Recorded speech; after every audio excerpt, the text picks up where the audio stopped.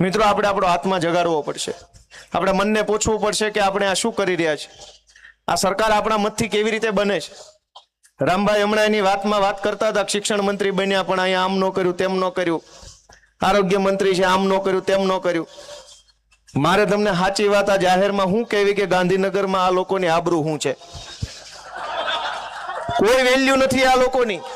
આખા ગુજરાતમાં ભાજપમાંથી ચૂંટણી જીતેલાઓની ગાંધીનગરના બજારમાં એક પટાવાળાથી વિશેષ પાવલીની વેલ્યુ થતી નથી। આ વાસ્તવિકતા છે ને, એક વખત નહીં હું 100 વખત જાહેર સ્ટેજ ઉપરથી બોલ્યો છું। કોઈ કેબિનેટ મંત્રી એમ નથી કીધું હું પટાવાળો નથી, આવી જાય ગોપાલ મારે યારે ડિબેટમાં, ક્યાંથી કે મેં 10 વખત કીધું કે પટાવાળા છે, આની કોઈ ઓકાત નથી। એનું કોઈ ગાંધીનગરની બજારમાં 5 પૈસાનું વજન પડતું નથી। મંત્રી બંત્રી બધું બનાવ્યું છે પણ ફોટા પડાવવાના, સ્માઇલ આપવાની, સરસ મજાના DSLR કેમેરાથી સ્માઇલિંગ ફેસ વાળા ફોટા કરીને મૂકવાના ટ્વિટર પર કે આજે જનસંપર્ક કર્યો, હું કામ કર્યું પૂછતા નહીં। દોસ્તો કેવી સરકાર છે તમે વિચાર કરો કે મંત્રી તંત્રી ધારાસભ્યો કોઈનું સરકારમાં કશું જ ઉપજતું નથી। આ વાત 1,00,000% છે ને 10 વખત બોલ્યો તો કોઈએ મારી વાતનું ખંડન નથી કર્યું। હું ખોટો હોઉં તો 10 મંત્રી મારા વિરુદ્ધ મોરચો ન કાઢે, ગોપાલ ઇટાલિયા મુર્દાબાદ કેમ ન બોલ્યા? બધાને ખબર છે પોતે પટાવાળા છે, આ તો પાટીલની દયાથી ને ઉપરથી બનાવ્યા છે, લઈ લો ખિસ્સા ભરા એટલા ભરો, બાકી આપણને ક્યાં કઈ ખબર પડે છે। અને સૌથી મોટી દુર્ભાગ્યની વાત જુઓ દોસ્તો કે આપણે ત્યાં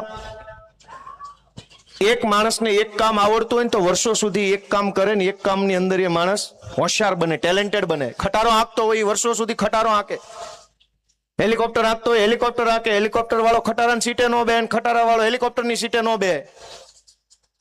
એક માણસ 1.5 વર્ષ પહેલા શિક્ષણ મંત્રી હોય, 1.5 વર્ષ પછી આરોગ્ય મંત્રી થઈ જાય, પાછો 1.5 વર્ષ પછી પાણી મંત્રી થઈ જાય। એક માણસમાં આટલી બધી કળા છે, આટલી બધી કળા ભરી છે, આટલું બધું આવડે છે। અને દુનિયામાં જે વૈજ્ઞાનિકો છે એને એક વસ્તુની શોધ કરી તો જિંદગી પૂરી થઈ ગઈ। ભાઈ જેણે થોમસ આલ્વા એડિસન વીજળીનો ગોળો શોધ્યો, એક વીજળીનો ગોળો શોધ્યો તો વૈજ્ઞાનિકની આખી જિંદગી પૂરી થઈ ગઈ, ખાલી એક ગોળો શોધી કે વૈજ્ઞાનિક હતો તોય। આ લોકો એવડા મોટા મહાપુરુષો પેદા થયા છે કે 1.5 વર્ષે બધું આવડવા માંડે છે। તમે વિચાર તો કરો દોસ્તો કે આ સરકાર છે કે સર્કસ?